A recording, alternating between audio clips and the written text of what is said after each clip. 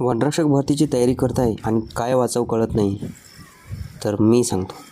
तर नमस्कार मित्रांनो, स्वागत आहे तुमचं माझ्या यूट्यूब चॅनलमध्ये. तर मित्रांनो, तुम्ही जर वनरक्षक भरतीची तयारी करत असाल तर हा व्हिडिओ तुमच्यासाठी अत्यंत महत्त्वपूर्ण ठरणार आहे. त्यामुळे या व्हिडिओला कुठे स्किप न करता शेवटपर्यंत बघा. आणि तुम्ही जर पोलीस भरती किंवा मग वनरक्षक भरतीची तयारी करत असाल तर चॅनलला सबस्क्राईब करा, कारण वनरक्षक भरती आणि पोलीस भरतीविषयी महत्त्वपूर्ण अपडेट आम्ही चॅनलवर टाकत असतो. बघा मित्रांनो, आता आपण वनरक्षक भरतीची तयारी करत असाल तर आपल्या समोर बरेचसे प्रश्न उभे राहतात आणि त्यावरच आपण थोडक्यात चर्चा करणार आहोत. तर वनरक्षक भरतीची तयारी करत असताना आता अभ्यास कसा करावा हा आपल्याकडला पहिला प्रश्न आहे. तर बघा मित्रांनो, वनरक्षक भरतीचा अभ्यासक्रम आणि पोलीस भरतीचा अभ्यासक्रम हा जवळपास सारखाच आहे. त्यामुळे तुम्ही पोलीस भरतीला जसा अभ्यास करताय तसाच अभ्यास आपल्याला वनरक्षक भरतीसाठी करायचा आहे. पोलीस भरतीसाठी तुम्ही जे सध्या पुस्तकं वापरत आहात तेच पुस्तकं वनरक्षक भरतीसाठी वापरायचं आहे. आणि तुमचा अभ्यासाचा जसा सध्याचा रूटीन आहे त्याच पद्धतीने अभ्यास करायचा आहे. त्यानंतर आहे वनरक्षक भरतीसाठी काय वाचावे. तर मित्रांनो, वनरक्षक भरतीसाठी आत्ताच सांगितल्याप्रमाणे की वनरक्षक भरतीचा अभ्यासक्रम आणि पोलीस भरतीचा अभ्यासक्रम सेम असल्यामुळे तुम्ही तीच पुस्तकं वाचू शकता. वनरक्षक भरतीसाठी नवीन पुस्तकं घ्यायची गरज नाही. नाहीतर बरेच विद्यार्थी असे आहेत की ते बाजारामध्ये जातात आणि ज्या पुस्तकावर नाव आहे की वनरक्षक भरती ते पुस्तकं घेऊन येतात. तर मित्रांनो, वनरक्षक भरती ही एका पुस्तकापुरती मर्यादित नसून आपल्याला सर्व विषयाचे सेपरेट बुक घेऊन अभ्यास करावा लागेल, तरच आपला रिझल्ट हा निघू शकतो. अन्यथा आपण वनरक्षक भरतीच्या नादीच लागू नये. वनरक्षक भरतीची तयारी करायची असेल तर आपल्याला काही महत्त्वाच्या गोष्टींकडे लक्ष द्यावं लागणार आहे. त्यानंतर आहे बघा, वनरक्षक भरतीसाठी कोणत्या विषयाला जास्त महत्त्व द्यावं लागतं. तर बघा मित्रांनो, आता पोलीस भरती आणि वनरक्षक भरतीचा अभ्यासक्रम सारखाच आहे आणि सर्वात जास्त विद्यार्थी हे वनरक्षक भरतीपेक्षा पोलीस भरतीचे विद्यार्थी असतात. त्यामुळं सर्वांचं मराठी हे परफेक्ट असतं.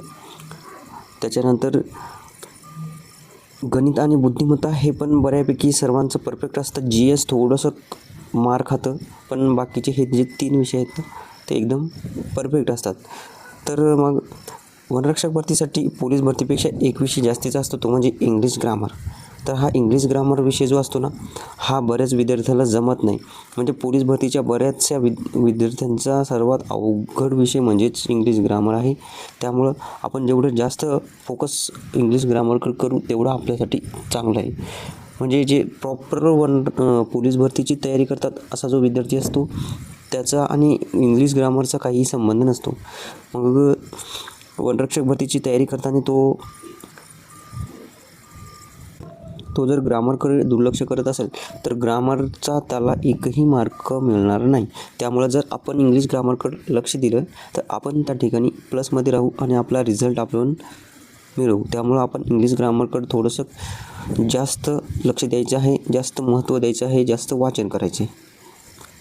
त्यानंतर बघा, इंग्लिश ग्रामर अवघड जाते. तर बघा मित्रांनो, आपला आणि इंग्लिश ग्रामरचा जास्त संपर्क आलेला नसतो. त्यामुळं आपल्याला इंग्लिश ग्रामर हे अवघड जात असतं.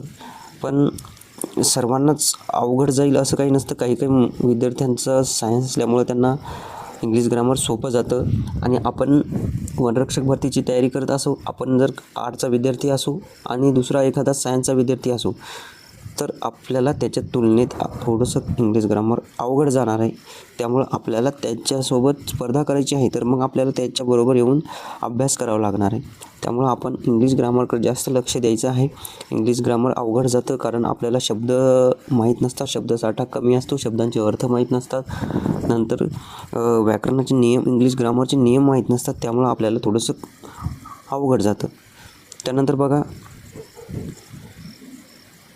इंग्लिश ग्रामरचा अभ्यास कसा करावा. आता बघा मित्रांनो, इंग्लिश ग्रामरचा जो अभ्यास आहे तो 2 भागामध्ये विभागलेला आहे. पहिला भाग म्हणजे इंग्लिश ग्रामर आणि दुसरा म्हणजेच होकॅबचा, म्हणजेच काय तर शब्दसाठा, जो की पाठांतराचा भाग आहे. ज्याप्रमाणे मराठीचं कसं मराठी व्याकरण आहे आणि पाठांतराचा भाग आहे समानार्थी शब्द, विरुद्धार्थी शब्द, शब्दसमूहाबद्दल एक शब्द, असे जो पाठांतराचा भाग आहे मराठीमध्ये ज्याप्रमाणे आहे त्याचप्रमाणे इंग्लिश ग्रामरचं सुद्धा तसंच आहे. त्यामुळं तुम्ही जर असा विचार करत असाल की आपण एखाद्या चांगल्या शिक्षकाची बॅच घेऊ आणि इंग्लिश ग्रामर परफेक्ट करू, तर तुम्ही चुकीचा विचार करत आहे. तर मित्रांनो, तुम्हाला इंग्लिश ग्रामरचा अभ्यास करायचा आहे तर तुम्हाला 50% ग्रामर आहे आणि 50% जो पाठांतराचा भाग आहे तो तुम्ही आत्तापासूनच सुरुवात करू शकता. समानार्थी शब्द, विरुद्धार्थी शब्द याचा अभ्यास करायला आत्तापासूनच सुरुवात करू शकता. इंग्लिश, कारण जवळपास 7 ते 8 जे मार्क्स असतात हे या होकॅबमधूनच आलेले असतात. त्यामुळं हे होकॅब आपल्यालाच करावं लागणार आहे. तुम्ही कुठलीही जरी बॅच घेतली तरी होकॅब जे आहे ते तुम्हालाच पाठ करावं लागणार आहे. त्यामुळे होकॅबला आत्तापासून सुरुवात करा. त्यामध्ये बरेचसे प्रकरणं आहेत ते आपण पुढच्या व्हिडिओमध्ये घेणार आहोत.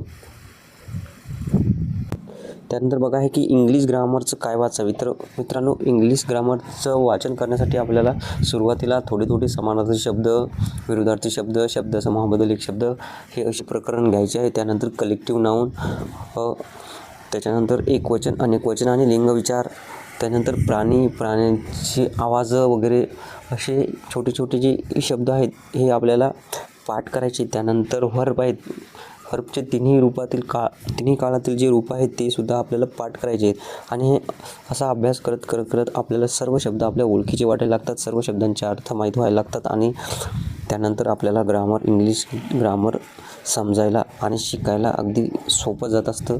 त्यामुळं इंग्लिश ग्रामरचं जे आहे तुम्ही या पद्धतीने अभ्यास करू शकता. लवकरच वनरक्षक भरती निघण्याची शक्यता आहे आणि वनरक्षक भरती निघायची आणि त्यानंतर आपण अभ्यासाला सुरुवात करायचं. असं न करता आपल्याला वनरक्षक भरती निघायच्या अगोदरच वनरक्षक भरतीची तयारी करायची आहे, त्याचा अभ्यास करायचा आहे, त्याचं स्वरूप समजून घ्यायचं असं आहे आणि त्यानुसार त्याचा अभ्यास करायचा आहे.